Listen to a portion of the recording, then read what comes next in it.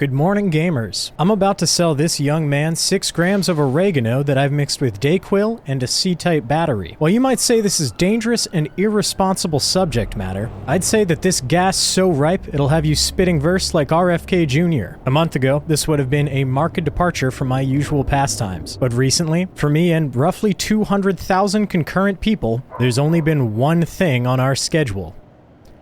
Schedule 1.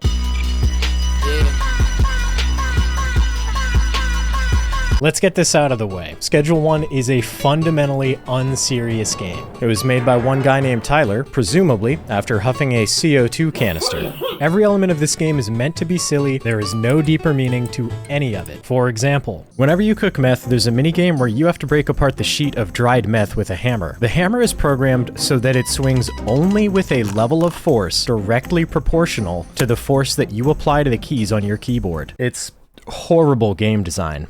And I'm here for every second of it. I thought this went without saying, but I'm gonna say it anyway. Don't do drugs, unless they're legal and you feel like it. If someone offers to sell you illegal drugs, just say no. Unless it's me in this video game, because sister, this Zaza will blow your head smooth off. Background. Schedule 1 takes place in Hyland Park, a diverse town where people vote in their best interest, reinvest their hard-earned money back into the community, and value education and an honest day's work. Enter stage right, the war on drugs, where you'll be playing as the CIA's strongest soldier on the side of drugs. In a fresh town with no cash, no product, and no contacts, you know only one way to make money. Grow ganja so good it'll have the whole town moving like an early Boston Dynamics prototype. But I'm getting ahead of myself. After receiving a dead drop out of the back of a pipe at your local Home Depot, your first objective is to touch grass, metaphorically speaking. As a small batch bud builder, exactly 0 steps are automated, so you, as the gamer, must physically set up the tent, pour the soil, plant the seed, and keep your grow watered until it's ready for harvest. When it comes time to harvest, you have to physically trim the plant yourself. This process takes a little less than a day in-game, which is crazy, because in real life the seeds need to be germinated, planted in pH-controlled soil, exposed to seed-specific photo periods, trained, trimmed, and dried over the course of roughly 3 months. I assume. Anyway, afterwards you have to individually package all of your products, then flip it on the cold hard streets. Have you ever sold hard drugs in the street? Give me a yes or no in the comments section down below. In a month, I'll tally up the community results, and if you subscribe while you're down there, I'll tell the DEA that your response was just a prank. As I was saying, if you've grown a dirt tier batch hydrated with dog water, then selling may prove a challenge, but that was not the case for me. Cause brother, this puff parsley is so cerebral, it'll have you coordinating airstrikes in a signal group chat. Now your first batch won't be anything special, but it will make enough money to upgrade your setup. This is pretty important because the RV you were growing out of at the beginning of the game gets car bombed. So, you purchase the rights to the apartment above the Fat Dragon Chinese restaurant and start setting up. And that's when it dawned on me. Yeah, I'm gonna be calling in sick to work tomorrow. You see, every game that I've played exists somewhere on the spectrum between Cookie Clicker and Dwarf Fortress. On one side, you see cookie, you click, number go up, good. On the other side, you have games that look like this. Your roommates won't get what's going on when they peek at the screen. You won't be able to explain it with any sense of brevity, but if they understood even a fraction of the lore of the colony of Baghdad ass up, my friend, they would not tell with such high zest to children ardent for some desperate glory the old lie. Dulce et decorum est. Pro patria mori. Schedule 1 is at its core a number go up game. Usually that doesn't do it for me. I quickly become aware that there isn't a greater story that I'm experiencing, and that's just not a very engaging way for me to spend my time. But this game is just so silly and has so many goofy mechanics to it that I get why it's sold more than 5 million copies. Remember all these steps that I said earlier? If you're still doing those after 4 hours in the game, you've probably been sampling some of your own supply. And honestly, I can't blame you, because this George Bush will have you wandering through the desert. But if you're not actively high, the game suddenly becomes about optimizing and expanding. After a little bit of progress, you gain access to a warehouse where you can purchase things after curfew, which you'll need to, because the strictly enforced curfew is at 9 p.m. every night. Don't worry, you won't be able to miss it.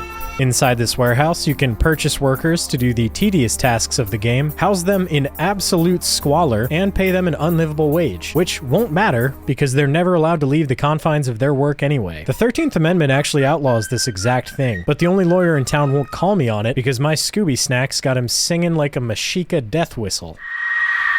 And so it goes for a couple of days, collecting product, selling product, enlisting dealers, buying property, buying people to staff that property, and then you realize that you're just completely optimizing yourself out of playing a game. There was a saying among the developers of the Civilization franchise that water always finds a crack, and this game gives you a lot of crack to find. So don't go into full Factorio mode because I'm not actually sure if Schedule 1 has enough content to hold up after 10 full hours of optimized supply chain management. You might just actually get the entire town addicted, buy all the property, and then that's it.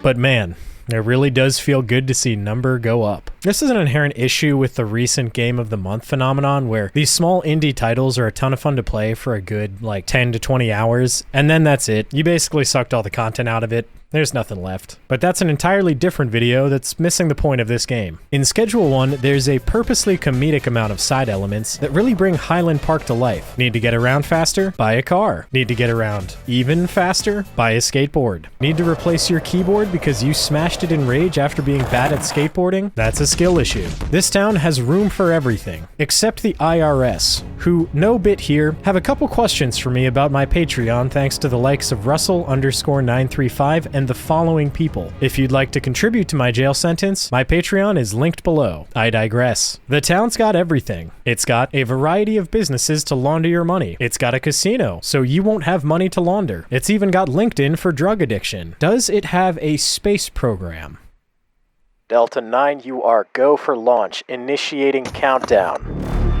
10, 9, 8, we have ignition sequence start.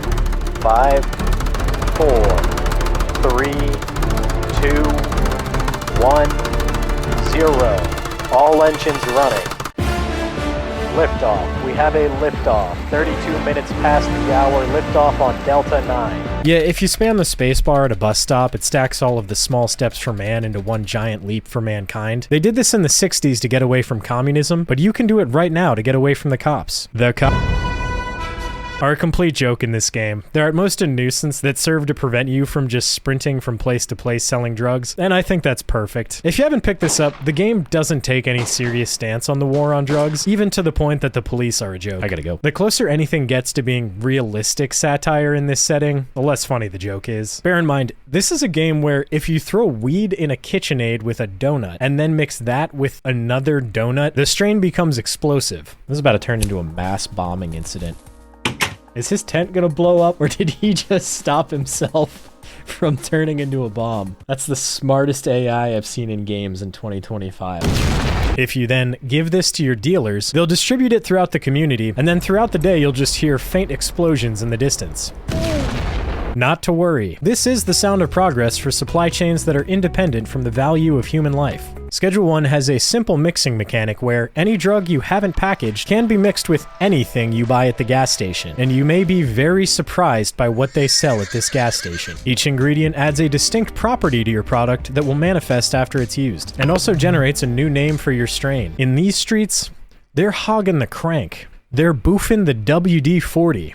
Brother, they're hitting the North Tower. I haven't looked at a chart of all the possible combinations because I don't want to optimize the fun out of discovery, and also because I've spent half of my game time at the in-game casino. Oh, dang it. I've never been to a casino in real life. Schedule 1 has convinced me that I never should. $500.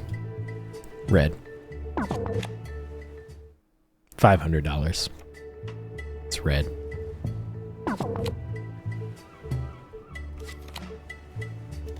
$500, it's red. Can you buy a gun in this game? There have been a lot of games that have exploded and then disappeared very quickly in the past couple of years. Do you remember Lethal Company? If you missed it, that's okay. You may have seen one of the 5 Lethal Companies that came out after that. I think Schedule 1 will fall squarely into this category of game, and that's not an insult, because it makes my brain feel good when number goes up. Even if it's at the cost of a thriving community. For the CIA, I'm Gavin. Thanks for watching.